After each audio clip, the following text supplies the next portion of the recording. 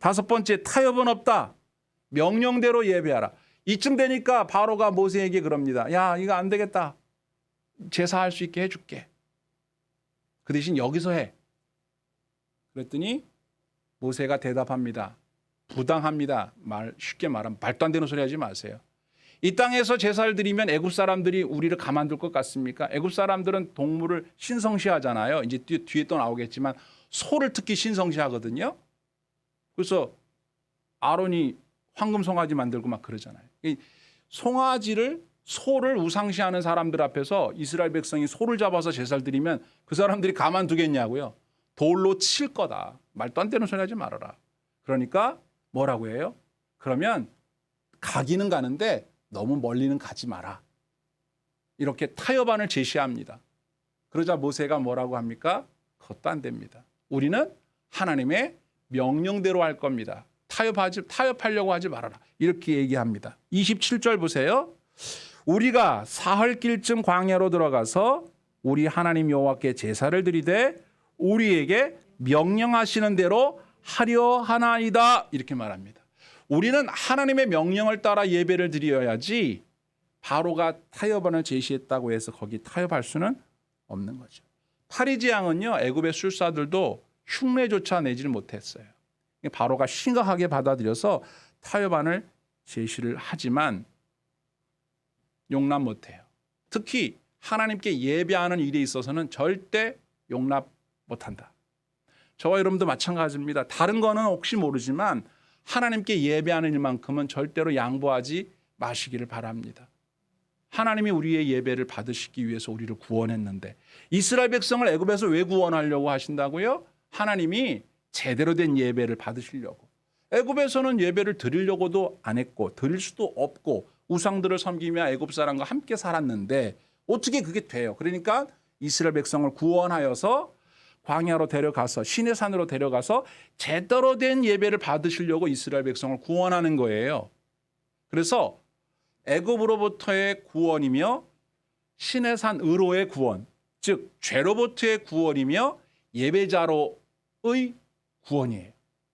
죄에서 구원한 이유는, 죄에서 자유를 주는 이유는 의로운 사람으로 인정받은 하나님 백성으로서 하나님을 예배하는 자 만들기 위해서, 예배자로 세우기 위해서 구원하는 거예요. 근데 구원해 놨는데 예배를 안 드린다. 그럼 구원할 이유가 없어요. 이스라엘 백성이 하나님께 올바른 제사를 안 드린다. 그건 왜 구원을 해줘? 애굽에서 왜 자유를 얻게 하냐 말이에요. 그럴 이유가 없는 거예요. 하나님이 우리를 죄 가운데서 구원하시는 목적은 하나님을 섬기며 하나님께 제사 드리고 예배 드리고 살라고 우리를 구원한 거예요. 그래서 구원받은 백성이 가장 중요하게 여기고 타협할 수 없는, 양보할 수 없는 가장 중요한 가치는 뭐냐? 하나님께 예배하는 거예요. 교회가 다른 건 다 못해도 예배는 제대로 해야 되는 거예요. 다른 거는 다 하는데 예배를 제대로 못 드린다. 그럼 하나님이 그 사람을 구원한 이유가 없어지는 거예요. 왜 구원했어요? 쓸데없이 구원한 거죠. 우리 신자들에게 있어서 가장 중요한 게 뭐예요? 하나님을 예배하는 겁니다. 저와 여러분 예배하는 일에 있어서 어떤 것으로부터도 타협하지 않기를 바랍니다. 마귀가 바로처럼 그런 식으로 우리에게 타협안을 지시해요. 예배를 이렇게 그냥 대충 해라. 이렇게 그냥 해라. 이렇게. 우리는 절대 양보할 수 없죠. 하나님께 드리는 우리의 이 주일 예배만큼은 절대 무엇과 타협할 수 없는 거예요. 그래서 우리는 코로나 중에도 예배를 멈출 수 없었잖아요. 그래서 머리를 써낸 게 뭐예요? 영상 장비로 해가지고 어떻게 하든지 하나님께 예배 드리려고 못하게 하니까. 또 우리도 그렇다고 막 숨어가지고 마스크 벗고 예배 드리고 이런 어리석은 일은 안 하죠. 그러니까 이 질병으로부터 안전하게 우리를 지키는 동시에 하나님께 예배를 온전히 드리기 위해서 우리 나름대로의 방법을 찾아낸 거잖아요. 그렇죠? 우리가 이제 영상을 예배를 겸하여 좀 같이 하고 있는데 이 덕분에 거리상으로 멀거나 또 여러 가지 사정이 있는 분들이 예전엔 예배를 못 드렸어. 그냥 나 이번 주에 예배를 드려야 되는데 나 못 가서 어떡하지 이러고 아쉬워하면서 그냥 말았단 말이에요. 그런데 영상이 있음으로 인해서 그들이 예배를 드릴 수 있게 된 거예요. 요거를 잘 생각해야 됩니다. 어떤 분들은 그래요. 예배당에 나와서 예배드려야지 영상으로 예배드리는 건 의미가 없다. 뭐 이렇게 얘기하는 분들이 있어요. 그러니까 이제는 코로나도 많이 해제됐으니까 다 예배당에 나와라. 이제는 영상 예배는 의미가 없다. 이렇게 말하는 분이 있는데 그 말도 일리는 있지만 그건 꼭 맞는 말은 아니라고 생각해요. 중요한 것은 영상으로 예배를 드릴 때에도 예배당에 나와서 예배 드릴 때에도 하나님께 내가 예배하는 이 시간을 귀중히 여기고 감사한 마음으로 정성으로 예배한다는 거예요. 아니 예배당에 나와 있으면 다 예배 잘 드려요? 몸은 여기 나와 있으면서 마음이 딴 데가 있는 거는 그건 괜찮은 겁니까?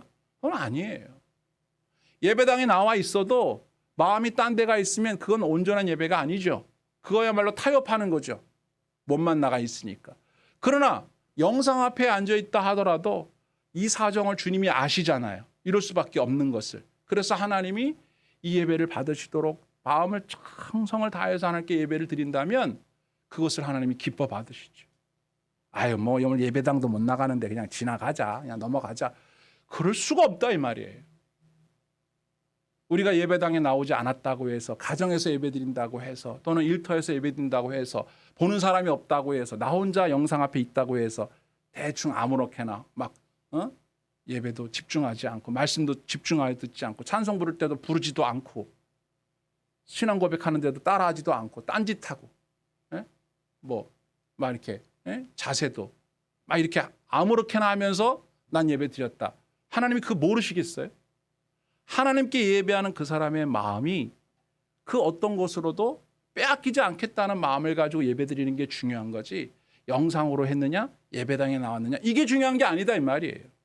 근데 우리는 너무 감사하게도 영상을 예배를 드리면서도 큰 은혜 받고 또 감사하다고 또 댓글도 달고 또 어떤 말씀이었는지 그 내용도 적어가지고 소감도 말하고 아멘이라고도 응답도 하고 하나님 앞에 예배하는 것은 그 어떤 것으로도 나를 막을 수 없다. 이런 마음을 갖고만 있다면 영상이면 어떻고 현장이면 어때요? 여러분 저와 여러분이 하나님께 예배하는 이것이 우리가 구원받은 목적임을 아시고 하나님 앞에 마음을 다해 예배하는 은혜가 있게 되기를 축원합니다. 아멘입니다. 마지막 6번째. 다시는 거짓말하지 말라. 모세에게 하나님께서 바로를 만나서 담대히 말하라고 하신 결과가 여기 나왔습니다. 이제까지 이런 말 안 했는데 바로가 자꾸만 했다가 거짓말하고 했다가 거짓말하고 했다가 보낸다 그랬다가 안 보내고 보낸다 이렇게 자꾸 하니까 이번엔 이렇게 얘기합니다. 파리를 없애주면 너희들 광야로 가서 예배드릴 수 있게 해주겠다. 너무 멀리는 가지 말아라. 여기까지 얘기하니까 알았다 해서 모세가 하나님께 기도해서 파리를 없애주기로 했어요. 근데 그러기 전에 한마디 합니다. 이런 일로 또다시 거짓말하면 안 됩니다. 하고 딱 경고를 합니다. 이제까지 이런 말 못했어요. 모세가 용기가 생긴 거예요. 아, 또다시 거짓말하면 안 돼? 이렇게 딱 경고를 했단 말이에요. 그런데 여러분 이 말을 이 모세가 했던 말을 마음속에 이렇게 딱 와서 박히는 겁니다. 29절 하반절에 보세요. 바로는 이 백성을 보내어 여호와께 제사 드리는 일에 다시 거짓을 행치 마소서 이렇게 말했을 때 모세는 마음속에 바로가 거짓말을 할 줄 알았을까요? 몰랐을까요? 얼추 알았을 거예요. 그래도 경고를 하는 거예요. 누구보다도 잘 아시는 하나님은 바로가 이 말 해놓고도 백성을 안 보낼 거라는 걸 알았을까요? 몰랐을까요? 알죠. 그런데도 하나님은 파리를 치워줍니다. 속아주는 거예요. 왜요? 다음 재앙이 있기 때문에. 여러분 여기서 우리가 중요한 사실은요. 하나님이 모를 거라고 생각하는 마음으로 거짓말을 한다는 거예요. 사람들은. 바로처럼. 이 하나님 앞에 하나님이 요 문제만 해결해 주시면 제가 이렇게 하겠습니다. 하나님 요거 해결해 주시면 이렇게 하겠습니다라고 약속들을 하죠. 종종. 그런데 그 문제 하나님이 해결해 주시면서 이 사람이 약속을 어길 거라는 걸 아시지만 해 주십니다. 응답해 주십니다. 문제 해결해 주십니다. 문제 해결됐어요? 그 사람은 아니나 달라요? 잊어버립니다. 자기가 그런 말 했다는 자체도 잊어버립니다. 또는 잊어버리지 않고 알더라도 마음이 바뀝니다. 그때는 그렇게 약속을 했는데 막상 그렇게 하려니까 마음이 좀 변했어요. 그래서 모른 척하고 지나갑니다. 그런 마음이 있던 사람이라면 오늘 본문을 읽으면 뜨끔한 겁니다. 뜨끔. 다시는 거짓말하지 말아라. 이 말은 이제까지 내가 했던 거짓말을 하나님이 몰라서 가만히 놔둔 게 아니라는 거예요. 다시는 그러지 말아라. 우리는 이제까지 어떻게 했었는지 그거는 두고 이제부터라도 내가 하나님 앞에 이렇게 약속합니다. 이렇게 해주시면 이렇게 하겠습니다. 이런 마음을 이제부터 먹게 되거들랑 이제부터는 거짓말하면 안 됩니다. 하나님은 만홀히 여김받지 않으세요. 하나님 우습게 여기면 안 돼요. 사람은 무엇이든지 자기가 심는 대로 거두게 돼 있습니다. 하나님 앞에 이제 이후로는 거짓말하지 말고 하나님 이렇게 할게요라고 결단한 것이 있다면 꼭 지키려고 해야 합니다. 물론 하나님은 은혜롭고 자비로우셔서 우리가 또 못 지킬 줄 알지만 우리가 원하는 걸 이루어 주실 거예요. 그리고 또다시 거짓말 하더라도 우리를 내치지는 않으실 거예요. 바로하고 우리는 달라요. 우리는 구별된 존재니까. 그러나 하나님의 입장을 생각하는 구원받은 성도라면 하나님을 만홀히 여기면서 이 은혜를 계속 이어갈 수 없다는 걸 알 겁니다. 이 본문의 말씀을 통해서 우리 스스로를 속이지 말아야겠구나. 그리고 하나님 앞에 우리가 했던 약속이 있다면 꼭 지켜야겠구나 하는 마음을 갖게 됩니다. 모세는 하나님의 명령을 따라서 이스라엘 백성들을 위하여 중요한 일을 하고 있습니다. 그런데 모세는 자기의 역량에서 벗어나는 일이기 때문에 너무 힘들어해요. 피곤해해요. 벌써 몇 가지 재앙이 지나갔음에도 바로는 또다시 거짓말을 합니다. 그런데 하나님은 모세에게 바라시는 거예요. 내가 인내하니까 너도 인내해라. 내가 반복해서 같은 말 계속 하니까 너도 그걸 두려워하지 말아라. 그리고 내가 있으니까 겁먹지 말고 담대하게 서 있어. 나는 파리들도 다 움직일 수 있는 존재야. 네가 뭘 겁내냐? 내가 너의 하나님이다.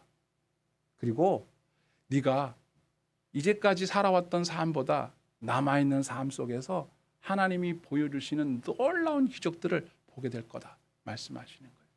사실 모세가 지난 80년을 살면서 한 번도 얘기도 듣지 못했던 기가 막힌 일을 80세가 넘은 뒤에 짧은 기간 동안에 막 스펙타클하게 보고 있지 않습니까? 앞으로도 남아 있어요. 7가지가 더 8가지, 9가지 계속 가면 갈수록 상상도 못하는 어마어마한 일들이 뒤에 기다리고 있단 말이에요. 우리가 하나님을 믿고 의지하지 않는다면 어떻게 살겠습니까? 이제까지 살아왔던 삶과는 다른 기가 막힌 일들이 우리 앞에 기다리고 있을 겁니다. 여러분 마음에 용기를 가집시다. 소망을 가집시다. 하나님을 두려워하는 마음을 우리가 마음속에 갖고 있다면 우리가 하나님의 인도하심을 바라보면서 그분께서 우리를 축복하신다는 믿음을 잃지 말고 오늘도 그렇게 살아갑시다. 저와 여러분에게 은혜 베풀어 주시기를 주님의 이름으로 축원합니다. 아멘.